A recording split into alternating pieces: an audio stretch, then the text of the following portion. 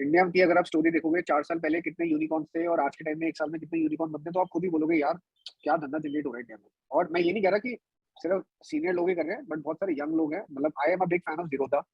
जीरोधा और जोहो, ये दो कंपनीज का मैं बहुत बड़ा फैन हूँ, because they never took investor money and yet they are unicorn and profitable.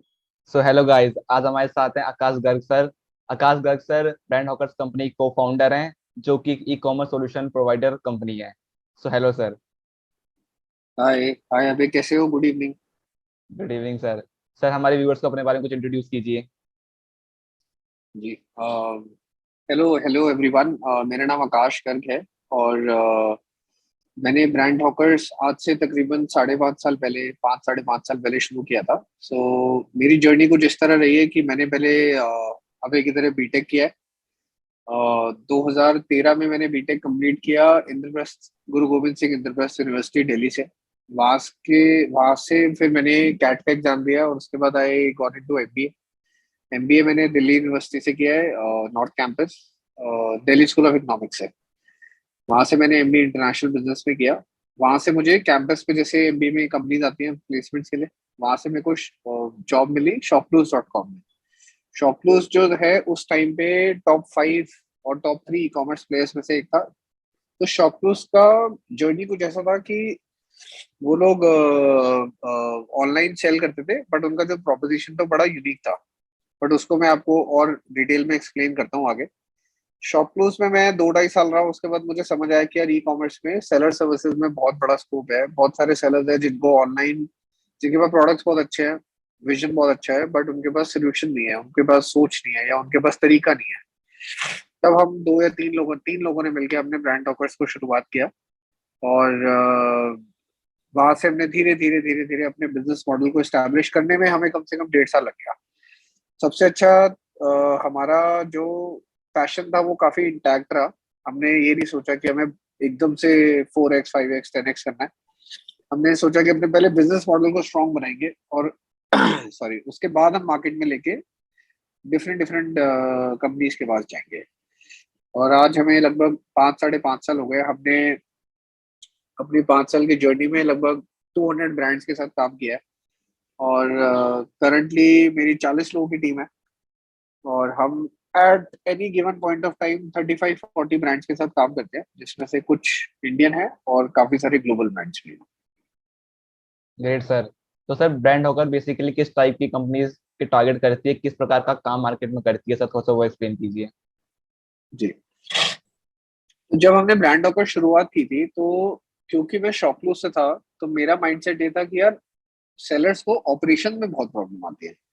तो हमने सबसे पहले अपना बिजनेस मॉडल का पहला पॉइंट रखा था कि हम लोगों की ऑपरेशन एज अ प्रॉब्लम को सॉल्व करेंगे। अब ऑपरेशंस क्या होते हैं ई कॉमर्स के? अगर आपको थोड़ा सा भी ऑनलाइन सेलिंग के बारे में पता है, या आप चलो आप कंज्यूमर हो, आप अमेजोन पर जाते हो, एक आपके लिए from the consumer point of view, आप अमेजोन पर गए या फ्लिपकार्ट पर गए, आपने एक ऑर्डर प्लेस किया और आपको ऑर्डर डिलीवर हो गया। तो कंज्यूमर के लिए ये एक इंटरफेस है कि भाई उसने अमेजोन पर गया, उसने प्रोडक्ट को देखा, उसने 5 6 8 प्रोडक्ट देखे, उसमें से जो पसंद आया, जो उसके प्राइस के लिए रीजनेबल था, उसने उसके पैसे दिए या सीओडी किया और उसने ऑर्डर मंगा लिया। बट इसके पीछे एक बहुत बड़ी ऑपरेशन की जर्नी है। वो ऑपरेशन की जर्नी क्या है कि जो सेलर माल को बेच रहा है उसको सबसे पहले प्रोडक्ट को लिस्ट करना है। और वो जो लिस्टिंग है वो अपने आप में इतना बड़ा टीडियस टास्क है कि लिस्टिंग में कंटेंट अच्छा होना चाहिए, इमेजेस अच्छी होनी चाहिए, प्रॉपर इंफॉर्मेशन मेंशन होनी चाहिए, थोड़ी सी मार्केट सर्वे होना चाहिए कि यार अगर मैं एक वाइट शर्ट बेच रहा हूँ तो एक उसका सही दाम कितना है, मैं जो क्वालिटी बेच रहा हूँ उसका सही प्राइस क्या है। तो ये ऑपरेशन का पार्ट ए होता था। फिर पार्ट बी होता था कि जैसे ऑर्डर आपको रिसीव हुआ, आपको उस ऑर्डर को एक्सेप्ट करना है, प्रोसेस करना है, टाइम पे पैक करना है, टाइम पे डिस्पैच करना है, लेबल सही होना चाहिए, लेबल गलत नहीं होना चाहिए। अगर लेट्स से कोरियर पार्टनर ने पिकअप नहीं किया तो उसका ढंग से केस रेस करना है। तो ऑपरेशन के ऐसे 100 इश्यूज होते थे जो सेलर, अगर जैसे ही आपका किसी भी ई कॉमर्स सेलर का स्केल जैसे ही बड़ा होगा, उसके ऑपरेशन में प्रॉब्लम आनी शुरू हो जाती थी। तो हमने सबसे पहले ऑपरेशन को शुरू किया कि यार हम पहले ऑपरेशन को सॉल्व करेंगे। फिर ऑपरेशन से धीरे धीरे धीरे धीरे हमने कैटलॉग में फोकस बनाया, फिर हमने एडवर्टाइजिंग में फोकस बनाया, फिर हम सोशल मीडिया की तरफ गए, फिर हमने वेबसाइट डेवलप करना शुरू किया। तो हमें 1.5 से 2 साल लगे पूरा एक मॉडल एस्टेब्लिश करने में। और आज हम ये कह सकते हैं कि हाँ, हम आपको end to end digital solution देते हैं। इसमें if you have good products, if you have little bit of vision, और आपको पता है कि आपको आगे क्या करना है, तो will be the company who will give you right direction. हम आपको अच्छी डायरेक्शन देंगे, अच्छे सोल्यूशन देंगे। आपको एडवर्टाइजिंग में प्रॉब्लम है, आपको कैटलॉग में प्रॉब्लम है, आपके पास मैन पावर नहीं है, आपको ये नहीं पता फेसबुक पे एड्स कैसे रन करने हैं, आपको अमेजोन पे लिस्टिंग करना नहीं आता, आपको अच्छा डिजाइन बनाना नहीं आता। हम एंड टू एंड सोल्यूशन बनना चाहते हैं आज के टाइम में किसी भी एक नए डिजिटल ब्रांड के लिए। We do everything related to online. Online जो भी होगा वो हम सब कुछ करेंगे। Nice sir. तो सर ये D2C ब्रांड्स का क्या कंसेप्ट होता है इस पूरे बिजनेस लाइनअप में, D2C ब्रांड्स? देखो, अगर आप थोड़ा बहुत भी आप ज्ञान रखोगे यूएस मार्केट में, तो यूएस मार्केट में क्या है, देखो अमेजोन ने कई मार्केट्स में डोमिनेट किया हुआ है। इंडिया में भी जैसे अमेजोन को यूएस में बिगेस्ट कंपटीशन मिलता है वॉलमार्ट से, ईबे से, एटसी से। इंडिया में अमेजोन को कंपटीशन मिलता है फ्लिपकार्ट से। और फ्लिपकार्ट का मार्केट शेयर 2 या 3% से ज्यादा ही है अमेजोन में। इंडिया में अमेजोन से 2-3% फ्लिपकार्ट का मार्केट शेयर ज्यादा ही है। लेकिन अमेजोन में एक चीज आपको ध्यान रखनी पड़ेगी कि अमेजोन जो है वो दुनिया की सबसे बड़ी कस्टमर सेंट्रिक कंपनी है। वो कहता है कि कस्टमर जो करेंगे हम कस्टमर के लिए करेंगे। इसीलिए आज के टाइम में कस्टमर एक्सपीरियंस में वो top notch e commerce company है। लेकिन अगर आप थोड़ा सा सेलर की तरफ आ जाओ, कंज्यूमर तो हो गया, बट आप सेलर की तरफ आ जाओ, तो अमेजोन के जो कमीशन है, या अमेजोन एक ऐसा प्लेटफॉर्म बन चुका है जहां पे हर ब्रांड अपने आप को टॉप करना चाहता है। तो ये बिल्कुल वो वाली रेस हो गई कि यार आईआईटी में सीट तो है 4,000 या 5,000, इंजीनियरिंग के लिए एग्जाम देते हैं 10 लाख। तो वो क्या करेंगे? वो या तो आईआईटी में जाएंगे, मतलब वो 4-5 हजार 10,000 टॉप बच्चे, अदरवाइज वो क्या करते हैं, फिर जो आईआईटी के बाद second best option, third best option, fourth best option. और कुछ बच्चे होते हैं जो आईआईटी ड्रॉप भी कर देते हैं, वो कहते हैं हम फील्ड ही चेंज कर देंगे, हम डॉक्टर्स बन जाएंगे, या हम आईएएस में जाएंगे, सिविल में जाएंगे, वॉट एवर। मतलब सो अमेजोन के लिए भी क्या है कि अगर या तो आप अमेजोन पर सेल करते हो, अदरवाइज का दूसरा ऑप्शन जो यूएस में डेवलप हो उसको बोलते थे D2C, which is called direct to consumer. अब ब्रांड्स ने ये फिगर आउट करना शुरू किया कि यार अमेजोन पर हम माल बेचते हैं, एडवर्टीजमेंट भी हमें करनी है, अमेजोन का जो रिटर्न है वो भी हमें मैनेज करना है, अमेजोन का जो कमीशन है वो भी हमें देना है। और उसके बाद चौथा, the cherry on the cake is कि आपको कस्टमर का डेटा भी नहीं मिलेगा। You don't know who your customer is. तो वहां से अच्छा उस टाइम पे बिजनेस मॉडल आया शॉपिफाई। शॉपिफाई ने बोला कि यार मेरे पास सारी थीम्स बनी हुई है, सारी कोडिंग हो रखी है, आप प्रोडक्ट लाओ, क्रिएटिव्स लाओ, सबको एम्बेड करो और लाइव कर दो वेबसाइट को। तो आज के टाइम में अगर किसी को शॉपिफाई वेबसाइट बनानी है बेसिक, तो वो 7 दिन के अंदर अपनी वेबसाइट बनाएगा और लाइव करेगा। वहां से एक तीसरी इंडस्ट्री शुरू हुई, फेसबुक एड्स और गूगल एड्स की। अब यहाँ से बहुत सारे एडवर्टाइजर्स आए, उन्होंने बोला ठीक है जी, अमेजोन में नहीं बेचना कोई बात नहीं, आपकी अपनी वेबसाइट है कोई बात नहीं, आप हमें दो, हम फेसबुक पे गूगल पे ऐड लगाएंगे। तो यहाँ से इकोसिस्टम बनता चला गया। तो D2C के इकोसिस्टम को शॉपिफाई ने सपोर्ट किया, एडवर्टाइजर ने सपोर्ट किया, यहाँ से हमारी जैसी एजेंसी ने सपोर्ट किया कि हाँ जी, अब हम आपको बहुत अच्छी टॉप नॉच वेबसाइट ही बनाएंगे, एड्स भी रन करेंगे और डिजाइन भी देंगे, आपको कैटलॉग भी बनाने में हेल्प करेंगे, बैनर्स बनाने में भी हेल्प करेंगे। आप सिर्फ और सिर्फ फिजिकल प्रोडक्ट डेवलपमेंट पे फोकस करो, आप सिर्फ ये सोचो कि हमें अच्छा प्रोडक्ट कैसे बनाना है, बाकी सब हम देख लेंगे। तो वहां से कॉन्सेप्ट हुआ कि ब्रांड कहते हैं यार जब मैं अमेजोन के थ्रू बेच सकता हूँ, तो मैं अपनी वेबसाइट के थ्रू भी बेच सकता हूँ। तो ब्रांड ने बोला कि हम अपनी वेबसाइट के थ्रू बेचेंगे, इसमें क्या होगा, कोई कमीशन नहीं हुई, रिटर्न कंट्रोल हो गए, कॉस्ट भी थोड़ी सी कंट्रोल हो गई, और चौथा सबसे बड़ा कि मेरे को डेटा मिल गया कि भाई मेरा प्रोडक्ट अबे खरीद रहा है कि आकाश खरीद रहा है, एटलीस्ट मुझे पता है। तो फॉर एग्जाम्पल अगर मैं शैम्पू और कंडीशनर बेचता हूँ, अबे ने आज मेरा शैम्पू खरीदा है, तो मुझे ये तो पता है कि उसका 30 दिन में शैम्पू खत्म होगा, 40 दिन में खत्म होगा, 2 महीने में खत्म होगा। मैं उसको क्रॉस सेल भी कर सकता हूँ, अपसेल भी कर सकता हूँ, और मैं उसको रिपीटेड बाइंग में भी एंटाइज कर सकता हूँ। एज वी ऑल नो कि अंबानी साहब भी ये कहते हैं कि भाई data is the new oil. Sir तो जिसके पास डेटा है वो बहुत कुछ कर सकता है। That's the whole crux of Jio platform, that they are sitting on millions of data. अभी आज देखोगे कि आप सुन रहे हो कि जियो मार्ट भी प्रॉपर ई कॉमर्स लेके आ रहा है, और वो सीधा compete करेगा अमेजोन फ्लिपकार्ट से, क्योंकि उनके पास डेटा है लाखों करोड़ों लोगों का। तो D2C का कॉन्सेप्ट बड़ा सिंपल ये है कि भाई ब्रांड कहता है कि I will serve my customer directly, customer will directly buy from me. ये कॉन्सेप्ट है D2C का। Great sir. तो सर जब आप शॉप क्लूज में थे, जब आप शॉप क्लूज के लिए काम करते थे, तो वहाँ पे आपका कैसा एक्सपीरियंस था एज एन एम्प्लॉय? सो यार देखो, फर्स्ट जॉब, और वो भी फंडेड कंपनी, यूनिकॉर्न की तरफ जा रहे हैं, तो बड़ा मजा आता था, बड़ा कूल कल्चर था।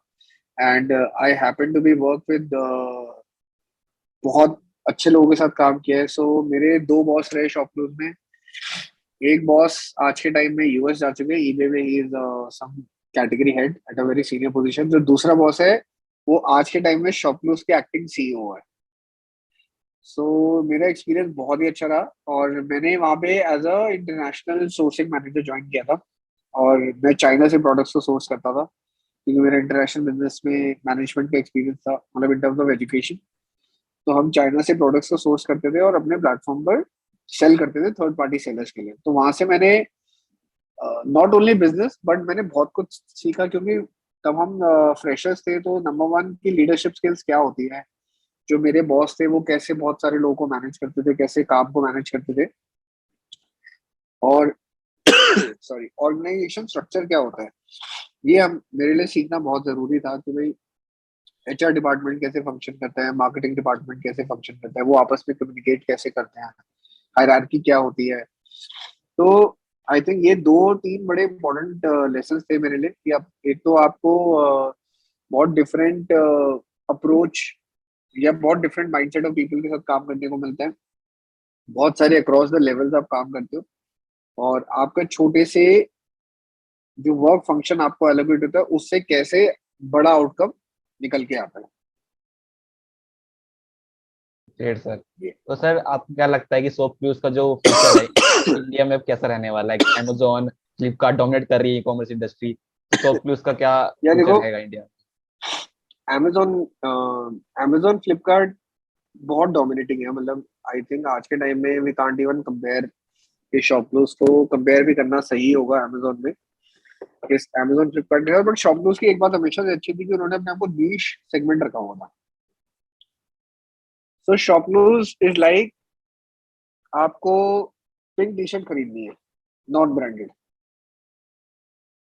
तो अमेजोन पर, फ्लिपकार्ट पर, मिंत्रा पर मिलते हैं ब्रांड्स, जेनरिक भी मिलता है। बट में? शॉपक्लूज वाज अ मार्केट जहां पे आपको चीप या सस्ते ऑप्शन, प्राइस इफेक्टिव ऑप्शन मिलते थे। मतलब जो उस टाइम के सीईओ थे हमारे, संजय सेठी जी, वो टाउन हॉल में कहते थे कि यार we want to be a market place जहाँ पे अगर कोई बंदा आता है व्हाइट शर्ट खरीदने, तो उसको हाईएस्ट सिलेक्शन मिलना चाहिए। White shirt starting from 200 rupees going up to 1000 rupees, ताकि हर तरीके का कस्टमर केटर हो। लेकिन उनका ऑडियंस हमेशा से नीश था, दैट वाज टीयर 2, 3 एंड 4। वो वन टीयर को केटर ही नहीं करते थे। वो कहते थे हम सारी उन्हीं ऑडियंस को केटर करेंगे जिनका let's say income group is between 15,000 rupees to 30,000 rupees, 40,000 rupees. तो उनका फ्यूचर अच्छा है। मैं अभी रिसेंटली मिलकर भी आया था शॉपक्लूज के लीडर से, मतलब we met for over a cup of coffee. तो मुझे पता लगा कि वो in terms of unit economics बहुत अच्छा कर रहे हैं। In terms of unit economics I mean कि हर ऑर्डर पे वो कुछ ना कुछ धंधा बनाते हैं। तो they have a good way to go. कितना लंबा जाएंगे वो मैं कमेंट नहीं कर सकता, बट अभी वो ठीक ठाक कर रहे हैं। एटलीस्ट विजन क्लियर है करना क्या है। Nice sir. तो सर आपको क्या लगता है कि इंडियन ई कॉमर्स का क्या सिचुएशन करंटली अभी है 2022 में, और आगे अगले 5 से 7 साल में क्या रहेगा ई कॉमर्स इंडिया का? वो तो एक्सप्लेन कीजिए। यार 2000, अभी तो ई कॉमर्स कुछ भी नहीं है। आप अगर कंपेयर करोगे अपने आप को यूएस मार्केट से, जहाँ पे पॉपुलेशन हमारे से 1/5 1/6 है, और ई कॉमर्स में उनसे 40 टाइम्स आगे है। सॉरी। तो इमेजिन द ग्रोथ जो अभी हमें देखनी है। अगर आप देखोगे ई कॉमर्स में सबसे ज्यादा आज के टाइम में रिवोल्यूशनरी क्या चल रहा है, तो वो है ब्लिंकिट, जेप्टो, ग्रोफर्स, जो लोग 10 मिनट में डिलीवरी कर रहे हैं। Yes sir. मैं भी अगर महीने में 2 बार मंगा लेता हूँ इनसे, तो मैंने देखा है 7 मिनट 8 मिनट में ये लोग डिलीवर करते हैं, और मैं बड़ा सरप्राइज हूँ कैसे करते हैं। कोई इनका ऐप क्रैश नहीं हुआ, कभी इनका लेट नहीं हुआ। मेरे साथ तो एक्सपीरियंस ऐसा नहीं हुआ, हालांकि हम देखते हैं कुछ लोगों के साथ है, बट और जो इनका डिलीवरी फीस है वो भी बड़ा नॉमिनल है। मतलब आपको अर्जेंटली कुछ चाहिए तो obviously there will be a surcharge, and you should be ready to pay for it. तो ई कॉमर्स में ना मैं देखता हूँ कि एक बहुत बड़ा माइंडसेट का चेंज आना चाहिए। वो है कि एवरीबडी, हर कोई तैयार होना चाहिए कि यार कन्वीनियंस के लिए पैसे देंगे। जैसे अगर मैं आपको बड़ा क्लासिक एग्जांपल देता हूँ, कि उबर अगर आप करते हो, तो आज के टाइम में जिस रूट पे आप उबर पे मैं जाता था एटलीस्ट अपने ऑफिस, तो मुझे अगर 200-250 रुपए लगते थे, आज के टाइम में 300-325 रुपए लगते हैं, और मैं दे रहा हूँ। उसका रीजन है कि मुझे कन्वीनियंट है, मेरे घर से पिकअप होता है, मेरे ऑफिस के बाहर उतारता है, मुझे पार्किंग का इशू नहीं है, मुझे एसी चला हुआ मिलता है, ड्राइवर है। लेकिन 60-70 रुपए महंगा हो गया है एक साल में। तो मैं दे रहा हूँ क्योंकि मुझे अब आदत लग गई है। So that's all what e commerce market place has to do, कि कंज्यूमर्स को आदत तो लग रही है, बट कंज्यूमर्स कन्वीनियंस के लिए अभी पे करने को रेडी नहीं है। और वो कन्वीनियंस के लिए पे करना मतलब है delivery charge, search charge, some premium for getting one day delivery. तो जैसा कि मैंने बताया कि Amazon जो है वो कस्टमर एक्सपीरियंस फोकस्ड है काफी ज्यादा। तो Amazon मुझे लगता है in the longer run Amazon is going to win the race. और बाकी अगर आपको मैं एक और बड़ा अच्छा डेटा पॉइंट देता हूँ कि बाकी जो कंट्रीज थी, अगर मैं डेवलप्ड कंट्रीज की बात करूँ, तो वहां पे क्या होता है कि it's a more of a, पहले लैपटॉप्स आए, डेस्कटॉप्स आए, फिर लैपटॉप्स आया, फिर टैबलेट आया, मोबाइल आया। बट हमारी कंट्री में जो यंग जनरेशन है, they start their journey with mobile, so we are a mobile first country. तो हम पहले से ही मोबाइल्स पर इतना ज्यादा हमारा डिपेंडेंसी है। प्लस क्या है कि internet penetration is also good data point, जो अभी बहुत ज्यादा होना बचा है। जियो ने काफी लेवल तक इस प्रॉब्लम को सॉल्व किया है। बट अभी भी सोचो, imagine when next 100 million shoppers will come online and they will buy stuff online, then imagine the kind of revenue that these companies going to generate. So everybody is investing on the infrastructure, warehousing facilities, getting product delivered on time. But yes, we have a very long way to go. Very long way to go. तो वहां पे हमारा role सिर्फ इतना सा है कि हमें सपोर्ट करना है न्यू एसएमई, न्यू ब्रांड्स को, छोटे ब्रांड्स को, कि आप आइए, हम आपको हेल्प करेंगे ऑनलाइन सेल करने में।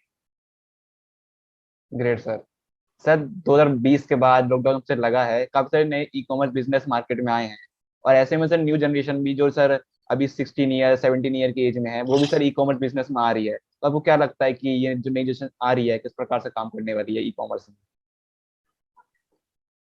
देखो, इंडिया की अगर आप स्टोरी देखोगे, 4 साल पहले कितने यूनिकॉर्न्स थे और आज के टाइम में एक साल में कितने यूनिकॉर्न बनते हैं, तो आप खुद ही बोलोगे यार क्या धंधा जनरेट हो रहा है इंडिया में। और मैं ये नहीं कह रहा कि सिर्फ सीनियर लोग ही कर रहे हैं, बट बहुत सारे यंग लोग हैं। मतलब I am a big fan of Zerodha. Zerodha और जोहो, ये दो कंपनीज का मैं बहुत बड़ा फैन हूँ, because they never took investor money and yet they are unicorn and profitable. So और जीरोधा के जो फाउंडर है वो काफी यंग है, and no I feel very lucky if I meet them ever. बहुत कुछ सीखने को मिलता है उनसे।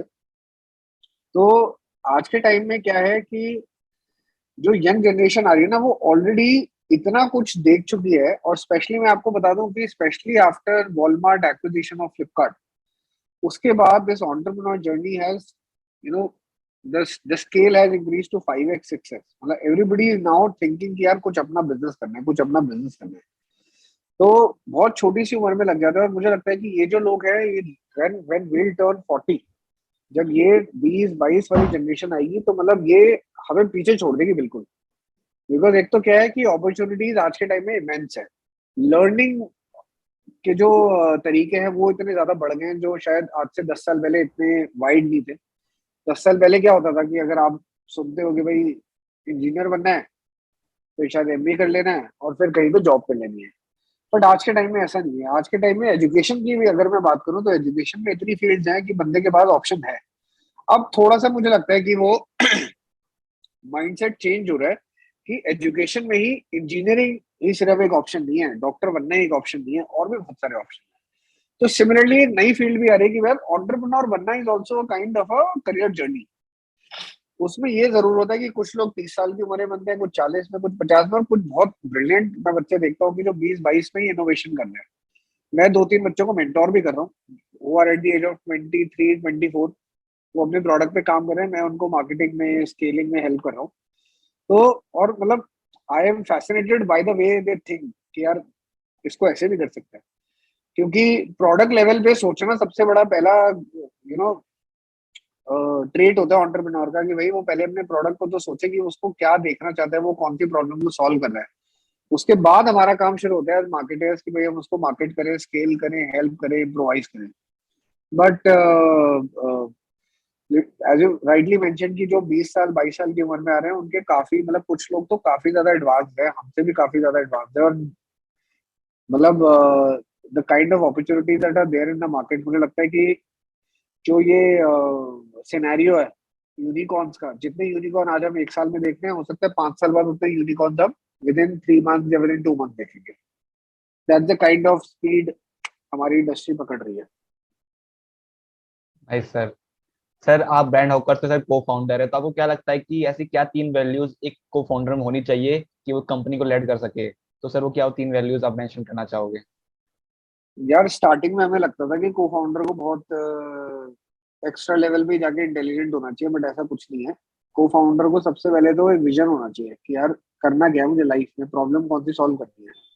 तो ये चीज में ना, मैं शार्क टैंक तो आप भी देखा, मतलब मैंने थोड़ा बहुत देखा है शार्क टैंक, उसमें मैं पीयूष बंसल का काफी बड़ा फैन हूँ। Yes sir. And I literally से कि उस उनका एक ही एम होता है कि यार आप प्रॉब्लम क्या सॉल्व करनी है।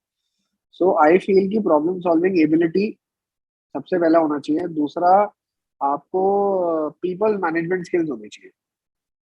मेरी 5 साल की जर्नी में सबसे डिफिकल्ट पार्ट जो मैं आज भी फेस करता हूँ, जिसमें मैं बहुत अच्छा नहीं हूँ, वो है पीपल मैनेजमेंट। कि आपकी हायरिंग स्किल्स अच्छी होनी चाहिए, आपकी डीलिंग में डिफरेंट डिफरेंट टीम्स बहुत अच्छी होनी चाहिए, आपको उनसे काम कराना आना चाहिए। तो ये बहुत जरूरी है, बहुत जरूरी है। और थर्ड लेवल पे मुझे लगता है कि आपके अंदर थोड़ा सा नंबर्स में, मतलब मुझे ऐसा लगता है कि मैं क्योंकि काफी अच्छा रहा हूँ अपने टाइम में मैथ्स में, तो मुझे लगता है थोड़ी सी एनालिटिक्स की या थोड़ी सी डेटा नंबर्स की समझने की एबिलिटी भी होनी चाहिए। These are the 3 things that I feel. Two are very soft skills and one is the mathematical skills. आपको थोड़ा सा नंबर क्रंचिंग गेम होनी चाहिए। You should know where your numbers are, और आप उन नंबर्स को कैसे स्केल करोगे, ये काफी जरूरी है। Great sir. सर आपसे बात करके काफी अच्छा लगा, लेकिन हम इस पॉडकास्ट का एंड करना चाहेंगे पॉजिटिव नोट के साथ। तो क्या वो पॉजिटिव वर्ड्स होंगे जो आप एक नए यंग एंटरप्रेन्योर को देना चाहोगे जो अभी अपना बिजनेस स्टार्ट करना चाहता है या अभी मिड फेज में है अपने बिजनेस के? तो उनके लिए कुछ पॉजिटिव वर्ड्स बताइए। सो जैसे मैं ना, आई एम 31 और मेरे को बिजनेस अपना शुरू करे 5 साल हुए हैं। और मैंने एक चीज बहुत मिस करी है कि मेरा बिजनेस और स्केल पे हो सकता था अगर मुझे पावर ऑफ नेटवर्किंग आती। तो आज के टाइम में जैसे आप लोग हो, बहुत छोटी एज में आप नेटवर्किंग कर रहे हो, आप नए लोगों से मिल रहे हो। ये आज के टाइम में, मतलब आपको आज लगेगा यार मैं क्या कर रहा हूँ, मतलब आधा 1 घंटा मैंने आकाश के साथ टाइम पास किया, उससे पूछा, उनका समझा, पॉडकास्ट डाल दिया, बट व्हाट नेक्स्ट। बट आप ये समझोगे कि अगर आपने एक साल में सिर्फ 40 डिफरेंट टाइप ऑफ लोगों से समझ भी लिया ना कि उनकी जर्नी क्या रही है, क्या चैलेंजेस है, आपको मतलब वो कहते हैं ना फ्री का ज्ञान इतना मिलेगा, जो कि जब when you will put your first step, जब आप पहला बिजनेस शुरू करोगे, पहली प्रॉब्लम सॉल्व करोगे, तो ये सब लर्निंग आपके साथ ऑलरेडी होंगी जो हमने नहीं करी। तो आज के टाइम में जितने भी छोटे या यंग एंटरप्रेन्योर्स हैं, मैं बोलूंगा कि पावर ऑफ नेटवर्किंग को एक्सप्लोर करो। मैं तो बहुत वीक रहा उसमें, मैं अब उस पर काम कर रहा हूँ, उस स्किल पे। बट पावर ऑफ नेटवर्किंग से शुरू करो और प्रॉब्लम्स को ढूंढो जो आप सॉल्व कर सकते हो। मतलब if you really want to add value to the ecosystem or to the world, look for problem that you can solve और power of networking को explore करो। और साथ ही साथ थोड़ा बहुत सॉफ्ट स्किल्स पे भी काम करते रहो। वो कोर्सेज के थ्रू करना है, वो कम्युनिकेशन क्लासेस के थ्रू करना है, बट वो भी करना बहुत जरूरी है अपने टाइम में। किसी भी लैंग्वेज में होना चाहिए, बट सॉफ्ट स्किल्स आपकी अच्छी होनी चाहिए। Nice sir, thank you sir, it is nice to talk with you. Thank you sir. Thank you so much, thank you so much.